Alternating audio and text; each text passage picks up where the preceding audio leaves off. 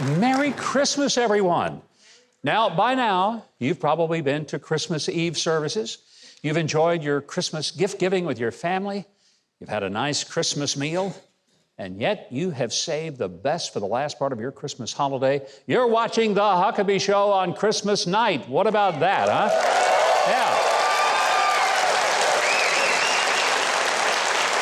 That is the way you dust it all off and get it going.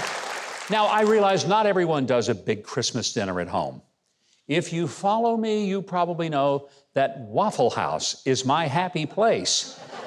And when we had the CEO of Waffle House on our show about a year ago, I was surprised to find out that the busiest day of the entire year at Waffle House is today, Christmas Day.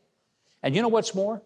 Waffle House employees love working Christmas Day because the customers that day tend to be even more generous to the staff than at any other time.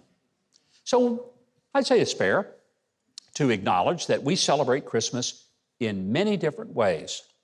But there's still something special about spending time with extended family, watching kids or grandkids read the Christmas story, and then tear into their presents. My family tells me that I'm hard to shop for when it comes to Christmas.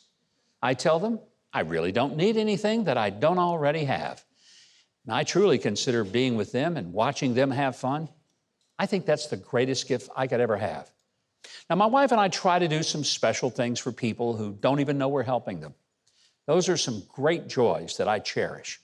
And we try to make sure that we're caught up on our church tithe by getting an accounting of all our sources of income and making sure that God does indeed get the first tenth of what we've earned. You see, I've always thought it's funny when people say, well, should you tithe on the gross or on the net income? I say, well, that's simple. You want God's blessing on the gross or on the leftover? You decide. But in the midst of the joy, never forget that Christmas is also the time of year when more people attempt or actually commit suicide than any other time of the year. The expectations of the perfect Norman Rockwell Christmas scene, well, frankly, they're just impossible to meet. And for some, it's the first Christmas with an empty chair at the table because of a death, a divorce, or even a distant work assignment.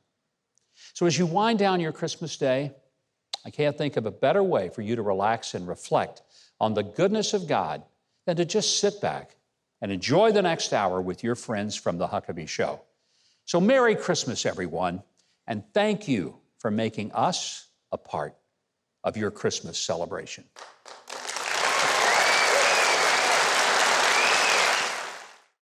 Now, if you're seeing this, I know you've enjoyed that video. I mean, how could you not, after all? So you know what you should do? Leave a like, click on the subscribe button below, and hit the notification bell next to it so you'll always know when I have another video up for you to enjoy.